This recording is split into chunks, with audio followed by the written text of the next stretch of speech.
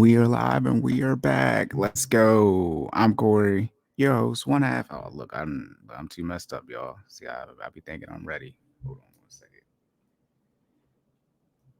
There we go. I'm Cory, one half of the Court and Full Effect podcast, and I'm back like I never left with another installment of Wealth Wednesdays on the Court and Full Effect podcast. We discuss finances and fitness, health and wealth, and everything in between. And we want to make sure you save more and say less and keep making better your best. Yes, yes. And again, if it's your first time tuning in, my co-host Jordan.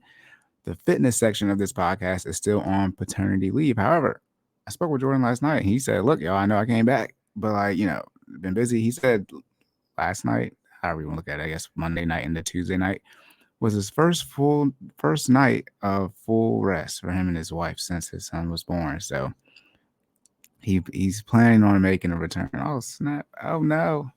Oh no, y'all, my video didn't messed up. Jordan said he's working on making a comeback though for the podcast as far as coming on to the platform. Let's see if I can get back real quick. Boom, look at that. My iPhone just decided to update midstream. Okay, shout out to technology. But again, if this is your first time tuning in, please hit that like button for the YouTube algorithm on the podcast platform. Please leave those rating reviews as well and subscribe so you get notified when we drop a new episode on Wealth Wednesdays. We get straight to the finance topic. And today, y'all, I mean, you can see the topic of the video, and I'm glad we get to end with this video. Oh, wait, before I get started again, the freaking iPhone messed me up. Again, this is for entertainment purposes only. Don't sue me, sue your mama. Please do your own research. This is not finance advice, entertainment purposes only. And for my information and Jordan's information, you can find in the show notes on YouTube. I am sideline_Cory on Twitter, Instagram, and TikTok. And Jordan is StopStalling on Twitter, Instagram, and TikTok as well. And then Jordan's business page is FinallyFit on Instagram and Facebook. And then the website is FinallyFit.live. Jordan just is doing a lot of rebranding. I believe I can't verify this. I believe he's doing a deal to end out the year, right? Prepare for the New Year's resolutions. But for those of you who are looking to get started on your fitness journey, you need to reach out to Jordan. Again, like I said, Stop Stalling J, or his business page is FinallyFit.live, or you can reach out to myself and I can refer you to Jordan, however you want to do it. But y'all need to start focusing on your health and your fitness, and Jordan is the go-to person for that. Again, his website is FinallyFit.live. You can get on there. Start your subscription. Again, the classes are at 5:30 a.m. Working out in the morning is amazing because it frees up your day for those that wake up in the afternoon, especially if you have kids, things like that. When you get your workout done in the morning, more crap happens as the day goes on because more people are waking up. If you're able to work out, you're going to have more energy throughout the day. This is not fitness advice, but this is just my personal opinion and experience. And not to mention, you're not going to be tired and burnt out from the day. It's a lot easier to say, I'm not going to work out, in my opinion, after you get off work versus you just got to get up in the morning anyway. So it's get up 30 to an hour earlier. Go ahead and get your workout in. Again, it's at 5:30. You can find that information on his website. Again, FinallyFit.live. You got to do your own promotions, right, on your own platform, right? So it only makes sense I take the time out and do that for Jordan, even though he's not here. Now, like I said, we're going to get started. We're going to get started on this, y'all. And I love that this data continues to come out and it continues to be exactly the same on how many people live in paycheck to paycheck. Now, as y'all know, I'm going to CNBC. But what do y'all think the main reason is that people are living paycheck to paycheck? Do you think it's debt? Because remember, everything we discussed this year, and what I said the last third of this year, since I started doing these in August, we've discussed multiple articles how Americans are preparing for inflation, all these things are going to do, and then we get to Thanksgiving and the holiday spending, Black Friday, Cyber Monday, and all the money people spent there, and the articles are starting to contradict themselves. And now we get the article again about, okay, it's still 60% of Americans are living paycheck to paycheck. Interested to see how they define this on here. I'm also interested to see when the Black net worth numbers are going to come out. Remember, we keep talking about that. After a while, all these people talking about how to make money. At some point in time, if the net worth for the Black community keeps going down and down, we got to have a different conversation. How many more years do you want? If we get out the 2020s, we get in the 2030s, and the net worth that's going down 8 more years in a row, we'll have to have a conversation about the information that's being promoted. All right, here we go, y'all. I'll explain why I'm laughing. Again, share of Americans living paycheck to paycheck rises. It rises to 63%. Here's how to get your finances back on track. My guess is that what's it called? That inflation might have something to do with this. But again, I thought Americans were preparing for, all this type of stuff. And I'm laughing because, as you all know, the authors of these articles give me hell. I can usually get by on the first name, but 90% of the time, the last name is a dick. And this article is by Jessica Dickler. You cannot write this crap, y'all. This is insane. So I love recording stuff for the internet. It's like, shout out to Jessica Dickler for this article. Okay, key points with inflation. Again, I don't read these articles. Okay, I don't read these articles, but what are the chances? The first key point is about inflation. With inflation eroding wage gains, the number of Americans living paycheck to paycheck is increasing according to a recent report. I wanted to say this, and a lot of people, it's not a lot of money. It's not a lot of money, but it is some. And if you're penny pinching, if you get an increase on your pennies, right? If you're barely getting by living paycheck to paycheck, that means a couple of dollars, literally a couple of dollars, will help you get by.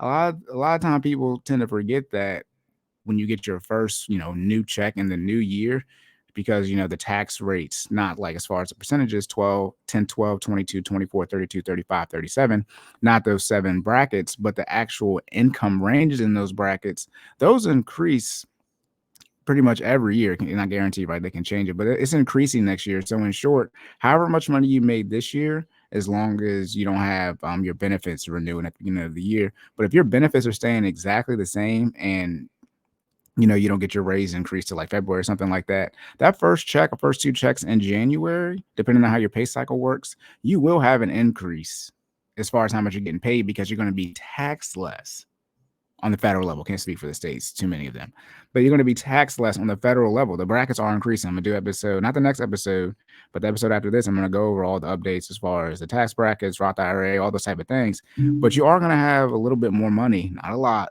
but a little bit more money coming in. So that's something, if you're living paycheck to paycheck, this article is going to go over, that you need to be aware of. Even if you're living paycheck to paycheck and you get an extra, $10 a check, that's $20. Like, that's enough to get you some gas, like half a tank at least. I mean, gas is going down. A lot of people not talking about that. Gas is going down, at least in Maryland. Right? I can't speak for all the other states, but I mean, $20 extra a month is going to help you if you're living paycheck to paycheck, because you're penny pinching. So, you just got, what is that, 20,000 extra pennies, something like that. All right, now next key point is even the share of 6-figure earners. What are the chances? I did 6-figure earners, even though that was an article about, I think that was done last year. Even the share of 6-figure earners feeling financially strained spiked from the previous month. Now, here's what's the interesting thing. And I haven't even gotten to the article yet. How long is this article? It's not that long. We'll see. Does it say how long the read is going to be for me at the top? It doesn't say it. But the student loan payments haven't started back up yet. That's all I'm going to say right there. But if the 6-figure earners are still struggling, if everyone's still struggling without the student loan payments, my God. Okay, regardless of income, these money moves can help your budget, keep your budget in check heading to New Year. All right, so they're going to give us some tips. Look at this stuff. All right, Dow Jones is up 30%. Shout out to my Nike shares. Okay, here we go. There we go. As rising prices continue to weigh on household, shout out to inflation, more families are feeling stretched too thin. As of November, 63% of Americans were living paycheck to paycheck. I'm interested to see how many people Lending Club interviewed for this or got research on. This is according to Lending Club report, up from 60% the previous month and near the 64% historic high hit in March. Let me see real quick if I can get Lending Club. Y'all can't see this, but Lending Club, here, let me just share this tab instead. Boom. Let me zoom in some for y'all so y'all can see it. God dang. Boom, there we go.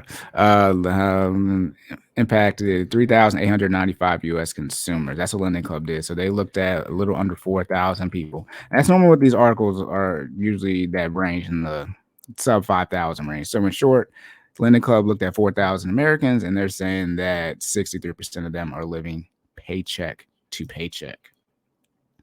Even high income earners are under pressure. We talked about this last episode. Lending Club found of those earning more than 6 figures, 47%, almost half, reported living paycheck to paycheck, a jump from the previous Mom's 43%. So it makes sense that there's an increase in people living paycheck to paycheck with, people don't get a wage increase frequently throughout the year, right? You might get it one time, maybe twice if you end up changing jobs and get a raise, right? But it makes sense as inflation is continuing to increase throughout the year in and of itself, and you just don't get wage increases throughout the year, then it makes sense that the people living paycheck to paycheck is going to increase as they're doing a month over month survey. Americans are cash strapped, and their everyday spending continues to outpace their income. We discussed this about the Thanksgiving, Black Friday, Cyber Monday spending. Okay.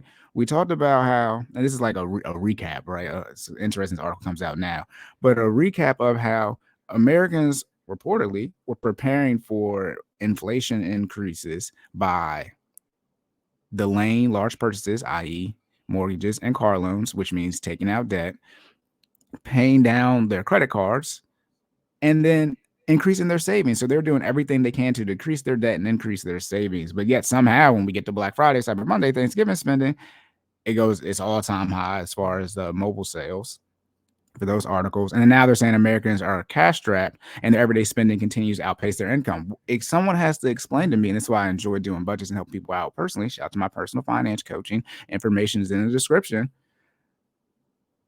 Most people are not living paycheck to paycheck. Most people are forcing themselves, and shout out to Bitch on Budgeting on Instagram, because she just did a video, a reel about this, and saying, are you really living paycheck to paycheck? Which is what I've been saying. It's like most people are not living paycheck to paycheck. If you intentionally spend all your money and have no wiggle room, no cash flow, or no leftover, as I like to call it, then you are going to be struggling financially. But if you sit down, look at your income, and just pay for your necessities and your debt payments, most people are not living paycheck to paycheck. You choose to have lifestyle creep, lifestyle inflation, shout out to inflation, but lifestyle inflation, and you're forcing yourself to live paycheck to paycheck, and you're so addicted to spending that you don't realize the consequence of that, right? You're addicted to alcohol, therefore your liver is messed up. You're addicted to your lifestyle, therefore your finances are messed up, and that brings on a whole bunch of stress, anxiety, depression, right? Self-termination. But it's like, my goodness, y'all don't be struggling financially. You make yourself struggle financially. I've never seen it before. You spend all your money and have a whole bunch of credit card debts. Like, my God, when are you going to stop the spending? Right. And then all this spending, right, it impacts their ability to save and plan. How does it impact your ability to plan? It might impact your ability to save, but how does it impact your ability to plan? Because obviously, if it's impacting your ability to plan when we're talking about finances, that means you're not on a budget, because the budget is a plan for your money. A budget isn't restrictive. Your income is restrictive. Here we go with somebody. This quote was by Andrew Nayar, Lending Club's financial health officer. All right, let's see. So although consumer prices rose less than expected in November, so they still rose, but less than the predicted amount, persistent inflation has caused real wages to decline. Real average hourly earnings are down 1.9% from a year earlier, according to the latest reading from the U.S. Bureau of Labor Statistics. Always remember when they talk about inflation, they're talking about year over year. So how much inflation rose, or how much inflation was last year, or prices were last year compared to this year. That's not a month-to-month analysis. This leaves many Americans in a bind, as inflation's high prices force people to dip into their cash reserves, okay, or lean on credit just when interest rates rise at the fastest pace in decades. Here's the one confusing thing about interest rates. I understand that they're rising, but I mean, everyone just not go out and you just don't buy a home. Shout out to that crazy housing market. But like, you don't just be out here buying houses like that. Like, I mean, like the housing prices, are, the interest rates are going up, but it's like, you just went and bought a house. Like, you decide you want to buy a house in the last week. Shout out to car loans. People do go crazy with the car loans, but it's like, interest rates increasing shouldn't impact you that much if you define how you want to handle debt and handle it that way. Second thing I recommend after budgeting, tracking transactions. But if you have a plan for your money and how you want to manage your finances, then it shouldn't matter what the interest rates are doing, because regardless of what the interest rates are doing, your plan is going to get executed. Right? It shouldn't be that dependent on something like interest rates, because interest rates may go up or down. And not to mention, we go back a year or so, interest rates were at an all-time low. So by definition, they're almost at 0%. They really can't go anywhere but up. So that's the simple logic there. That's why you should get somebody in your corner to help you out with your finances. First thing I recommend is build a team. And two, a financial person and an actual financial advisor are on that list. All right, so Americans dipping into savings and taking out debt, credit cards. However, I thought Americans weren't doing this to prepare for inflation. This is where it gets confusing. So this article is saying to deal with inflation, Americans are dipping into savings and using credit cards. However, an article came out and said that, well, to prepare for inflation, Americans weren't going to do what I have highlighted right here. This is where I get confused. Already, credit card balances are surging. All snap of 15% in the most recent quarter. My God, 15%. The largest annual jump. The largest annual jump in over 20 years. Shout out to inflation. Over 20. My goodness. What time are we in right now? At the same time, credit card rates are now more than 19% on average at an all-time high. Again, people talk about debt payoff plans. Most people are going to tell you to pay off debt. Credit cards are always on the list because they're high interest rate. And then even if you're doing that snowball, your overall balances on each individual cards, they're probably going to be at the front as far as your debt payoff plan from a balance, a total that you owe standpoint. Got to get rid of it. It's no discussion about credit cards. You have to pay off your credit cards. If you're going to use credit cards, you have to pay them off every month. Most people shouldn't have credit cards. You're not disciplined enough to use them / have the financial literacy to understand that, hey, if you are going to use it, you need to pay it off every month. Most people aren't even able to do that. Not to mention, when people have lifestyle inflation, they use their credit cards to do it. Shout out to people compensating for the money they don't have by using credit cards. Compared with a year ago, 32% of all consumers are saving less than they were before. I'm confused. I feel like I need to go back right now and watch one of the videos I did. I swear, y'all, didn't I do a video about people saying that they were saving up? And now they're saying compared with a year ago, 32% of all consumers are saving less than they were before. Those numbers are kind of augmented because the panorama did force people to have an increased savings rate as far as all Americans. So I give a little bit grace on that number, but 32% is high as hell. That's a third. Okay. Among those who said they were struggling financially, half are unable to save and have no savings at all. 1/3 of American working adults, 33%, feel somewhat or very uncomfortable about their ability to pay for an emergency. Here we go. It's the $400. Pay for a $400 expense. A separate survey by Bipartisan Policy Center also found nearly 8% wouldn't be able to afford it at all. So 1/3 of Americans feel like, hey, I don't know if we'll be able to pay for a $400 emergency. Let me see how many people this one. This one did 16,000. 1,600 employees as far as that. What is it called? Bipartisan policy. It is 1,600 employees, 600 people employed. So 1/3 of them. And by the way, too, this lets you know how many people they actually interview for this stuff. Shout out to The Price is Right. Right, 100 people for the survey to get $20,000. 1/3 of people said they only got $400. 8% said they wouldn't be able to afford it at all. And when they're saying they won't be able to pay for an emergency, that means cash, meaning a third of them think they'll have to go into debt, use a credit card to pay for a $400 emergency. That's insane. With average savings stagnating, if not decreasing, setting financial goals for the new year will become increasingly difficult for many consumers. Nayar said. Okay, now they're talking about all the data as far as what's going on. Now they're saying, how do you fix it? These challenges aren't going away. And when we flip the calendar, they're not going away next year. Obviously, the best plan is mitigating ongoing risk to financial stability like inflation and market volatility in the year ahead. Market volatility, just keep dollar cost averaging. They're talking about stock market there. Just keep buying. I mean, shout out to the prices going down. This is a great time to be buying. Not financial advice. Said Kelly. Goodness gracious. I tell y'all with these names. Kelly Levine, Vice President of Consumer Insights at Alliance Life. And I also have a documented strategy for your money, aka a budget. Y'all need a vice president to tell you have a budget, particularly one developed with the help of a financial professional to review when you're feeling financially overwhelmed. You should be going over your budget every month, and you should be looking at your overall financial plan for the year, 5-year plan, whatever, at least once a year, depending on, your yearly plan. You can look at it, every month, because you got yearly goals, but a 5-year plan, you should have some goals baked in there to where you should be monitoring those at least, something like every quarter, or at least, semi-annually, something like that. But you should be writing down your goals for the year. It's not that hard. Thomas Racca, my God, can I get a regular name like John Doe? Manager of the personal finance team at Navy Federal Credit Union, shout out Navy Federal, no sponsor, offers these 4 tips to get your finances in check. Okay, this is what Thomas Racca, he's a manager for Navy Federal for personal finance team. Do your own audit. What did I just say? Do a budget. Shout out to my baking experience. Almost 6 years in. Shout out to the teller experience I have. Do your own audit. Yes, I've audited many people's finances because people writing checks. They want to know if they cleared or not. Start with the list of all your assets and liabilities. Yes, figure out your net worth. I talked about the black net worth earlier. This is what he advised. Thomas did. You won't be able to make decisions for next year if you don't take stock of where you currently stand. He said, yes, you need to do a budget and figure out how much debt you have and your assets. You look at your 401k is what most people are going to have from an asset standpoint, and then your house. If you don't have a tax on brokerage account, you're not going to have that.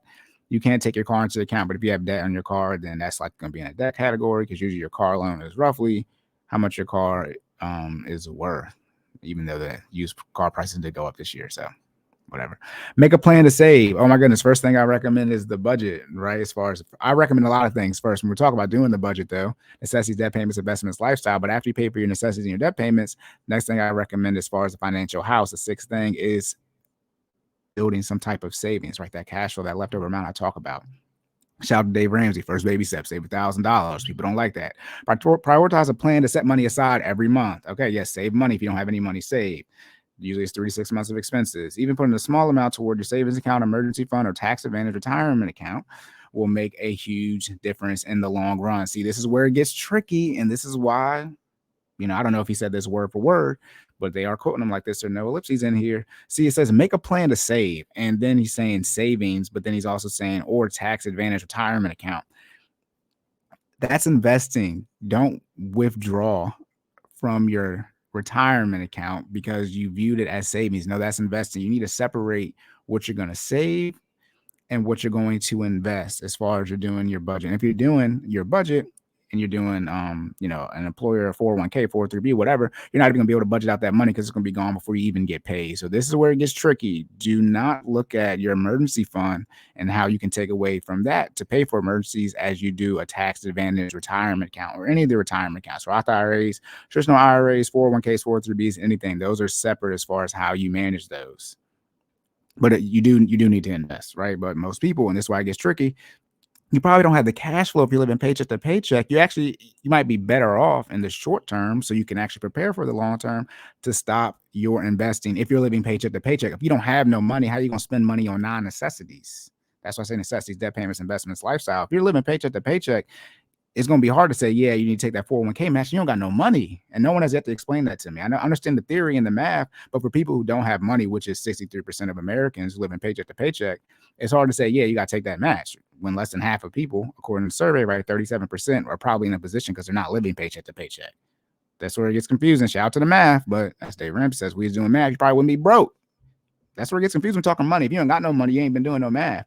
Reevaluate your budget is saying, check in with your proposed budget regularly to see how close you're staying to it. Shout out to Every Dollar by the Ramsey Network. Again, no sponsorship. That's the budget app that I use. You can use Mint, no sponsorship. Personal Capital, no sponsorship. Whatever you want to use. Or you can do a Google Excel sheet to set up your budget. You can find that in the description as well in the YouTube videos. I have one of those for y'all as well from a template standpoint.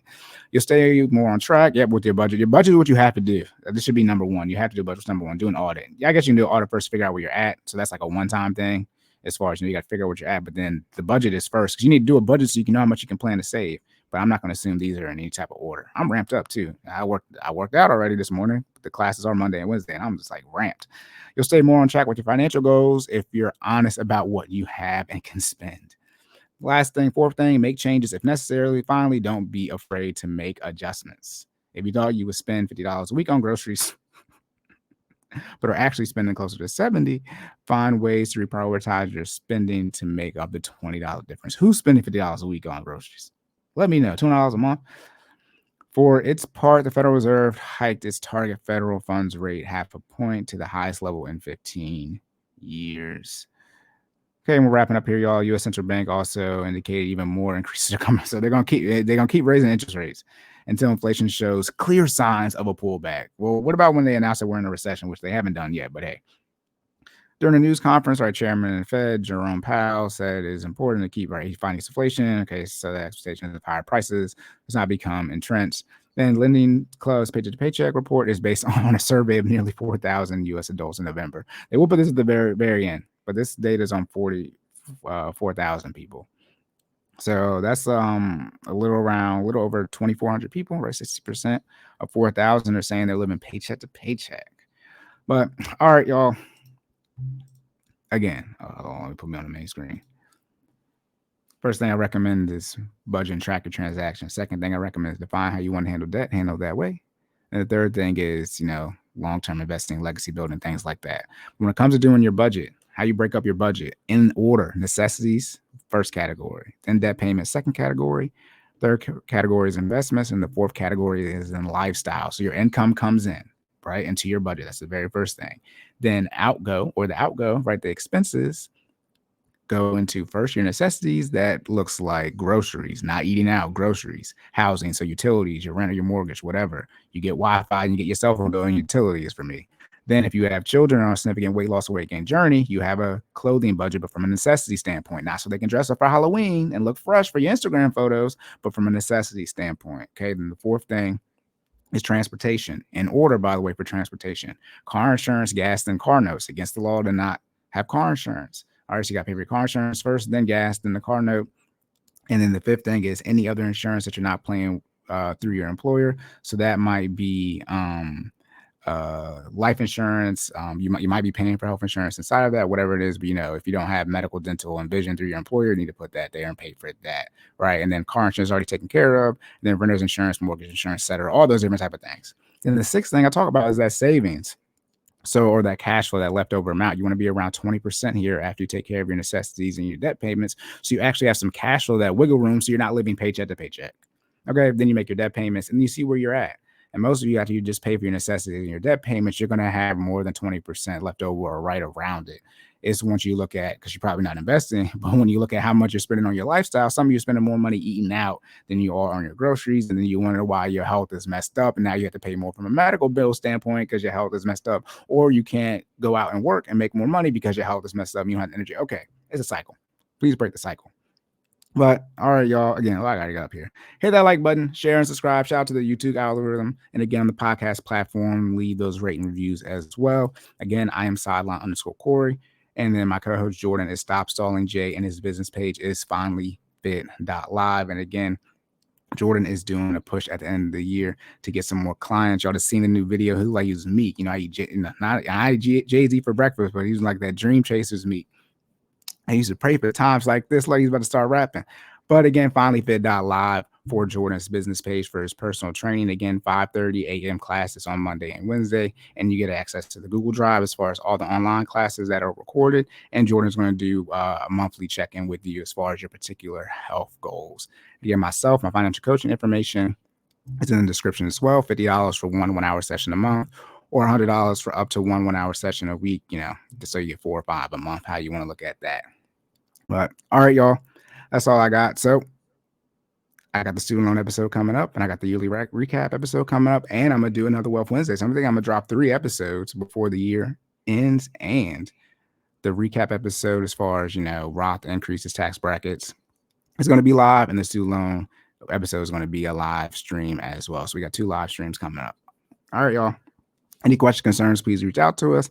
But if not, remember to save more and say less and keep making better your best. And I will catch y'all in the next one.